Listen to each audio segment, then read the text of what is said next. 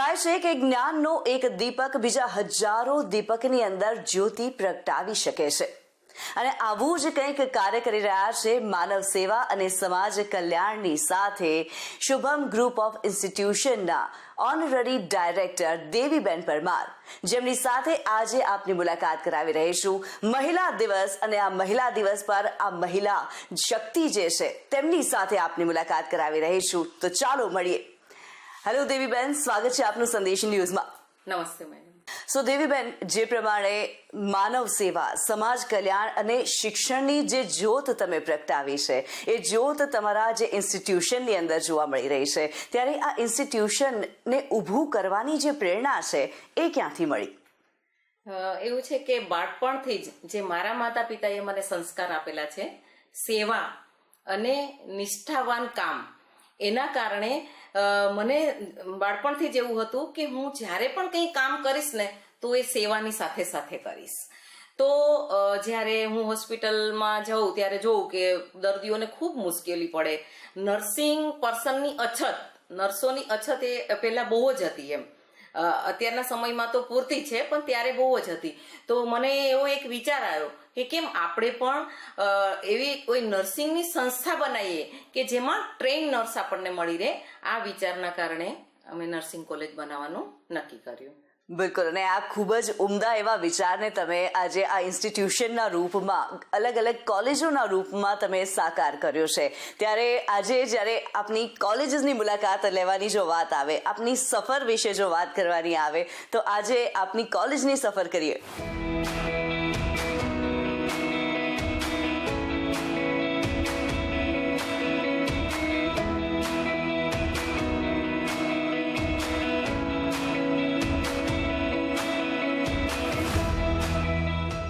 Campus છે ને madam, એમાં અમારે 5 કોલેજીસ છે. અચ્છા. હા, એમાં એક શાંતમ નર્સિંગ કોલેજ, એક ફિઝિયોથેરાપી કોલેજ છે જે કસ્તુરબા ગાંધી નામ છે, અને એક doctor B.R. Ambedkar law college છે. એટલે સ્ટુડન્ટ્સ માટે એક આખું પેકેજ જે કહી શકીએ, જે શિક્ષણનું છે એ તમે ઉપલબ્ધ કરાવો છો એવું કહેવાય.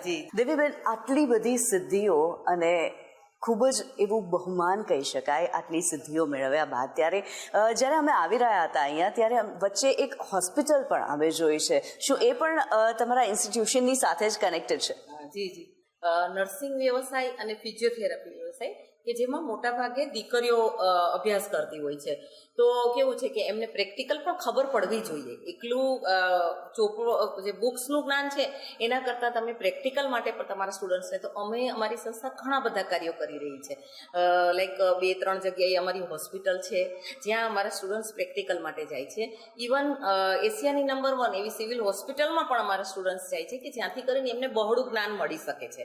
તો આ હોસ્પિટલ પણ કે જ્યાં અમે એકદમ મિનિમમ કોસ્ટ લઈએ છીએ, કે જે કંઈ ફીઝ હોય એ એકદમ મિનિમમ લઈ અને પેશન્ટ આવે, એ પેશન્ટની સારવાર થાય, અને જે મધ્યમ વર્ગના હોય છે તો એમને સારી રીતે ટ્રીટમેન્ટ મળી શકે અને અમારા સ્ટુડન્ટ્સને પણ પ્રેક્ટિકલ નોલેજ મળે, એના માટે અમે અહીંયા હોસ્પિટલ ઊભી કરેલી છે. મતલબ કે દેવીબેન, એક માનવ સેવાનું કામ પણ તમે કરી રહ્યા છો અને જે સમાજની દીકરીઓ છે, દેશની જે દીકરીઓ છે, એમને તૈયાર કરવાનું, એમને સશક્ત કરવાનું કામ પણ તમે કરી રહ્યા છો. ત્યારે લગભગ જે ફિમેલ સ્ટુડન્ટ્સની જો વાત કરવામાં આવે, ફિમેલ સ્ટુડન્ટ્સને માટે થઈને કયા પ્રકારની જે વ્યવસ્થા કરવામાં આવી છે તમારા ઇન્સ્ટિટ્યુશનની અંદર?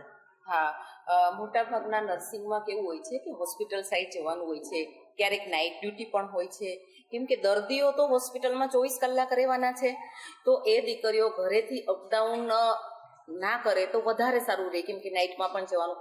એના માટે અમારા કેમ્પસમાં એક ખૂબ જ મોટી સગવડતાવાળી હોસ્ટેલની વ્યવસ્થા કરેલી છે, કે જેમાં ગુજરાતના અલગ અલગ શહેરોમાંથી, અલગ અલગ ગામડાઓમાંથી જે મધ્યમ વર્ગીય દીકરીઓ છે કે જે આર્થિક રીતે જેના પેરેન્ટ્સ નબળા છે, એમને પણ અમે હોસ્ટેલમાં સમાવેશ કરીએ છીએ, અને અહીંયા હોસ્ટેલમાં પણ એમને ખૂબ સારી સગવડતા આપીએ છીએ.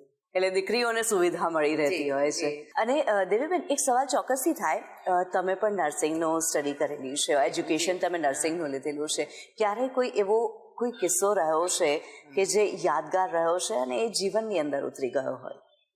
હા, ઘણીવાર હું સિવિલ હોસ્પિટલમાં કે એમ જ્યારે રાઉન્ડમાં જાઉં તો ત્યારે કોઈ પેશન્ટ એવું હોય, એક પેશન્ટ મને યાદ છે, એક સાયકેટ્રિકનું પેશન્ટ હતું, કે જે યુવાન એકદમ ડિપ્રેશનનું પેશન્ટ હતું તો એ સુસાઇડ કરવા માટે નક્કી હતું કે હું સુસાઇડ જ કરીશ, પણ એને બહુ દિવસો સુધી મેં સમજાવી અને એને મીન્સ એને ખૂબ સપોર્ટ આપ્યો.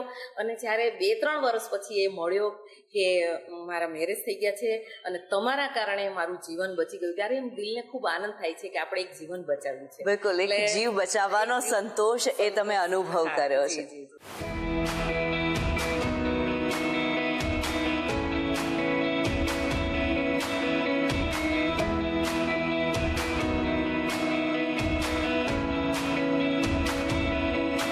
દેવબેન, જો વાત કરવામાં આવે એવી કઈ કઈ સંસ્થાઓ સાથે તમે સંકળાયેલા છો, એ આ ગ્રુપ ઓફ ઇન્સ્ટિટ્યુશનની સાથે એવી કઈ સંસ્થાઓ જોડાયેલી છે કે જે માનવ સેવા પણ કરે છે, જે સમાજ કલ્યાણનું કામ પણ કરે છે? અમારી 3 નર્સિંગ કોલેજ છે, શુભમ, સોહમ અને શાંતમ. એક કસ્તુરબા ગાંધી ફિઝિયોથેરાપી કોલેજ છે અને એક doctor BR Ambedkar law college છે. અને આ અમારી બધી જ સંસ્થાઓ મળીને એવું નથી કે ખાલી શિક્ષણ આપે છે કે ખાલી ટેકનિકલ જ્ઞાન આપે છે, પણ આ બધી જ સંસ્થાઓ જોડાઈને અમે અલગ અલગ કેમ્પ પણ કરીએ છીએ, સેમિનાર કરીએ છીએ, પછી બ્લડ ડોનેશન કેમ્પ પણ કરીએ છીએ. અમારી એક નાની એવી સંસ્થા જે ડી એડિક્શન સેન્ટર પણ ચાલી રહ્યું છે કે જ્યાં જે વ્યસન મુક્તિના પેશન્ટ આવે છે ને મેડમ, એનો 1 પણ રૂપિયો લીધા વગર અમે એની સારવાર કરીએ છીએ. એ કેટલું બી રોકાય, મહિનો, 2 મહિના, 3 મહિના, કેટલું બી રોકાય, એના જમવાની સાથે સાથે એની દવાની અને એની દરેક રહેવાની અને સારવાર કરવાની સંપૂર્ણ જવાબદારી હોસ્પિટલની હોય છે. સાથે સાથે અમે સ્વચ્છતા અભિયાન કરીએ છીએ. સાથે સાથે જ્યારે પણ કોઈ બી એમ સરકારશ્રીનો કોઈ કાર્યક્રમ હોય તો અમે એમાં જરૂર ભાગ લઈએ છીએ.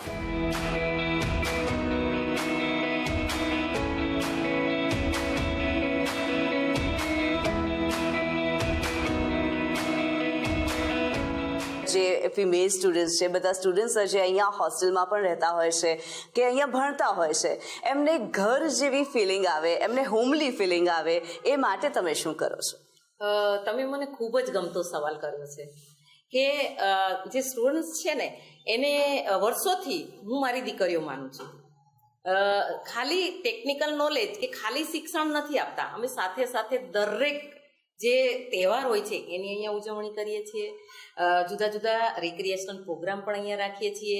પછી નવરાત્રિ હોય, હોળી હોય કે કોઈ પણ તહેવાર હોય એની ઉજવણી અમે ચોક્કસ કેમ્પસમાં કરીએ છીએ કે જેથી કરીને સ્ટુડન્ટ્સને એવું ના લાગે કે હું કોઈ સંસ્થામાં બંધાઈ ગયો છું કે ખાલી એકદમ ખાલી મને શિક્ષણ જ આપે છે, ખાલી બુક્સનું જ જ્ઞાન આપે છે.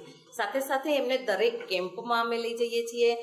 દરેક કોઈ પણ રિક્રિએશનલ પ્રોગ્રામ હોય છે એમાં દરેક સ્ટુડન્ટ્સ ઇન્વોલ્વ થાય છે. અમે ખૂબ આનંદ મેળવીએ છીએ અને અમે ખુદ પણ એમની સાથે આનંદ લઈએ છીએ અને બધા સાથે ખૂબ હોમલી રિલેશન હોય છે અમારા. બિલકુલ, ખૂબ સરસ. ત્યારે દેવીબેન, અત્યારે સ્ટુડન્ટ્સની સાથે તો મુલાકાત કરી છે, પણ હવે કઈ જગ્યાએ આપણે લઈ જઈ રહ્યા છો? હું તમને અમારી સંસ્થાની જે જુદી જુદી લેબ છે કે જે નર્સિંગમાં જરૂરી હોય છે, ઉપરાંત ફિઝિયોથેરાપીમાં પણ લેબ જરૂરી હોય કે જેના કારણે સ્ટુડન્ટ્સને પ્રેક્ટિકલ નોલેજ પણ મળે છે, તો એ હું તમને મુલાકાત કરાવીશ. બિલકુલ.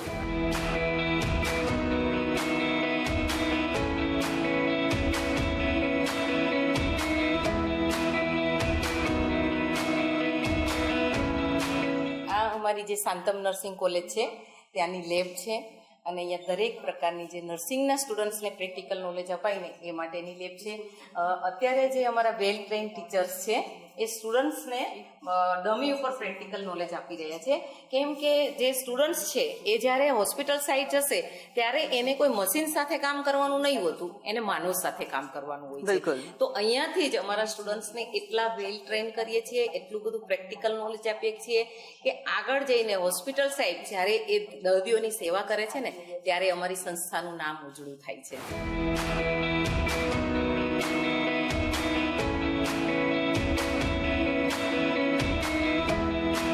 દેવીબેન, એક સવાલ ચોક્કસથી એ પૂછવો છે તમને.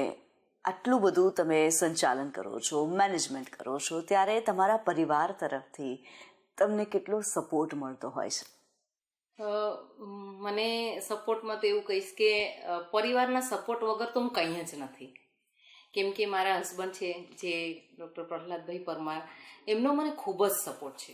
એમને મને ત્યાં સુધી કહેલું છે કે તને કોઈ પણ ક્ષેત્રમાં જવું હોય મારા તરફથી તને છૂટ છે, અને ક્યારે પણ મારે કોઈ પણ કાર્ય કરવું હોય તો એમના તરફથી મને ખૂબ જ સપોર્ટ હોય છે. સાથે સાથે મારો દીકરો જે ઓર્થોપેડિક સર્જન છે ડૉક્ટર સોહમ પરમાર, એનો પણ મને ખૂબ જ સપોર્ટ છે. બીજો દીકરો જે મારો શુભમ છે એનો પણ મને ખૂબ જ સપોર્ટ છે, અને ક્યાંય મને કોઈ માર્ગદર્શનની જરૂર પડે ને તો એ લોકો મને જરૂરથી માર્ગદર્શન પૂરું પાડે છે, અને એના સપોર્ટ વગર તો હું આટલી આગળ ના વધી શકું. બિલકુલ દેવીબેન, માર્ગદર્શનની વાત તમે કરી છે ત્યારે હજારો એવી યુવતીઓ છે કે જે તમારી પાસેથી પ્રેરણા લેતી હોય, ત્યારે એ યુવતીઓને મહિલા દિવસના ઉપલક્ષ્યમાં તમે શું સંદેશ આપવા માંગો છો?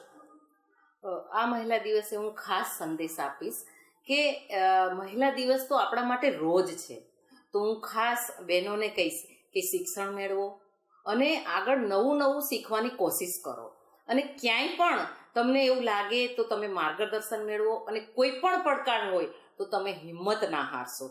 દરેક સ્ત્રીમાં કંઈક ને કંઈક તો શક્તિ હોય જ છે, એને ખાલી ઓળખવાની બાકી છે. તો મારી આ મહિલા દિવસે સૌને વિનંતી છે કે ખાસ કરીને દીકરીઓને પણ શિક્ષણ આપો, અને તમારા ઘરમાં જે કોઈ પણ સ્ત્રી છે એને સન્માન આપો.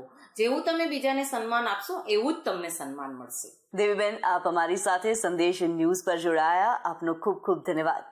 Thank you so much. હું પણ સંદેશ ન્યૂઝનો ખૂબ ખૂબ આભાર માની કે જ્યારે આવી રીતે મને પ્રોત્સાહન આપી અને સંદેશમાં મહિલા દિવસ માટે બોલવા માટે બોલાવી છે, એના માટે હું આ સંદેશનો ખૂબ ખૂબ આભાર માનું છું. તો દર્શક મિત્રો, આજે આપણે મુલાકાત કરી છે એક સશક્ત અને પ્રેરણાદાયી વ્યક્તિત્વ એવા દેવીબેન પરમારની સાથે, જે હજારો યુવતીઓ માટે પ્રેરણા બન્યા છે. ત્યારે અમારી વિશેષ રજૂઆતમાં હાલ બસ આટલું જ. કેમેરામેન નરેશ વાઢેર સાથે કિન્નરી શાહ, સંદેશ ન્યૂઝ, અમદાવાદ.